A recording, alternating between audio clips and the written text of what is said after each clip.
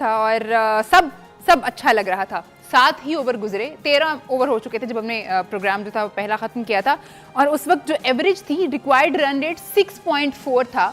और उसके बाद जैसे ही वो एवरेज बढ़ना शुरू हुई, लगा कि शायद इतना क्या ही मुश्किल सर पे आन पड़ी है अचानक से कि कुछ भी हो नहीं पा रहा। और स्पेशली उन लोगों से जो टीवी पे बैठ के बहुत बड़ी बड़ी बातें करते थे बाबर आजम की कप्तानी के बारे में, आज जब उनको मौका मिला तो कुछ कर नहीं पाए। बहुत सारे और भी पहलू हो सकते हैं, लेकिन जो अभी बहुत क्लियरली एक पहलू दिख रहा है वो है इमाद वसीम की बैटिंग। जब आए वो, उस वक्त रिक्वायर्ड रेट 6 साढ़े 6 के करीब था और इतनी एवरेज बढ़ती चली गई, ना उनसे हिट हो रहा था, ना उनसे भाग के रन लिया जा रहा था।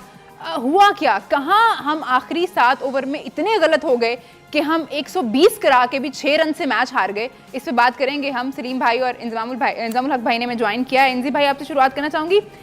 इंजी भाई, एक मैच जो इतना इजी दिख रहा था हमें, इतना इजी तो चले हम नहीं कहेंगे क्योंकि ऑपोजिशन भी तगड़ी थी, उनकी बॉलिंग लाइनअप बड़ी स्ट्रांग थी, बट एक नामुमकिन चीज नहीं थी ये मैच जीतना।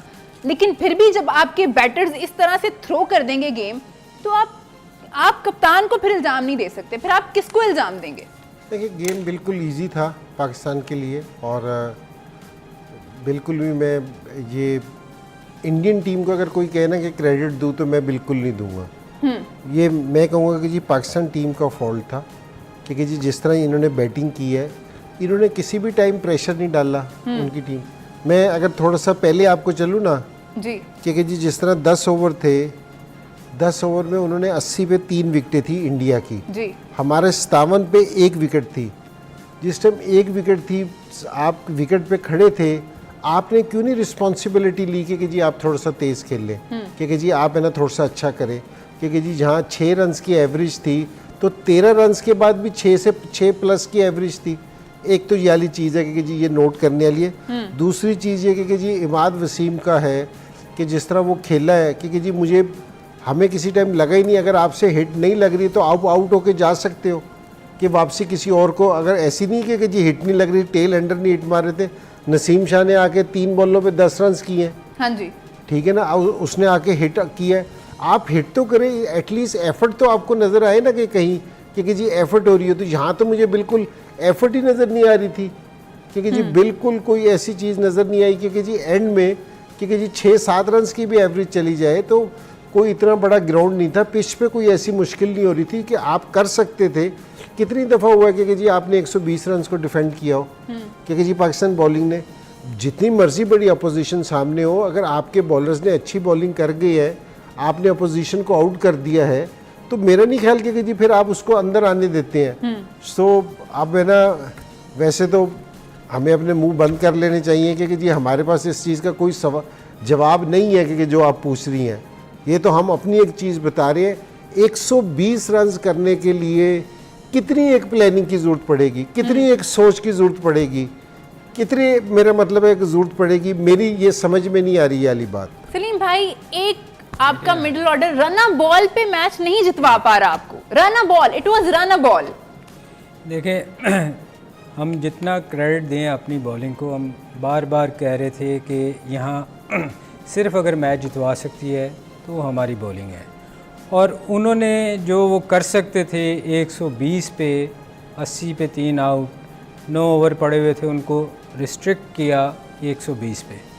मेरा ख्याल जितना क्रेडिट देना चाहिए बॉलिंग को वो कम है। सेकंड, अब आपको याद होगा, आपने मुझे कहा कि हम मैच जीत गए हैं। मैंने आपको बार बार कहा था आखिरी बॉल तक आप डिसाइड नहीं कर सकती, ये मैच अभी बहुत पड़ा हुआ है, याद होगा आपको। 70वें ओवर में ही समझ आ गई थी कि नहीं, अब उसके बाद मैंने आपसे एक और चीज़ की थी कि एवरेज 7 से ऊपर नहीं जानी चाहिए। आपने कहा बिल्कुल कि ये 7 से ऊपर अगर एवरेज चली गई ना, तो ये हमारे लिए मुश्किलात होनी शुरू हो जाएंगी, क्योंकि विकेट मुश्किल है, यहाँ हिट लग नहीं रही। आपको कितनी एवरेज चाहिए थी? 6 की जी। इससे आसान कंडीशन और क्या हो सकती थी कि आपको उससे ऊपर एवरेज जाने नहीं देनी चाहिए थी। इंजी, जब 6 की एवरेज है यार, उससे ऊपर तो जाने नहीं चाहिए ना।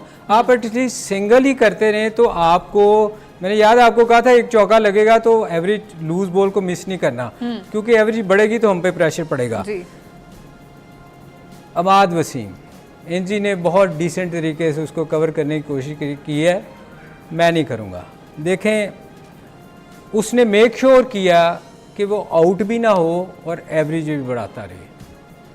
आप मुझे बताएं, अगर एज ए बैट्समैन मैं, अगर मुझसे स्कोर नहीं हो रहा या एनजी से स्कोर नहीं हो रहा, हमारी कोशिश है कि यार मैं एटलीस्ट आउट हो जाऊं, ट्राई तो करूं। वो बीट होता रहा, आप देख लो उठा के उसने कितने वो ओवर पूरा ओवर ज़ाया करता था और सिंगल करके सामने चला जाता था। तो आई एम सॉरी, मैं एनजी ये कहना पड़ा, उसने मेक श्योर किया यार कि मैं आउट भी ना सलीम भाई, हूँ देखिए और गलती- एवरेज भी ऊपर ले जाऊं।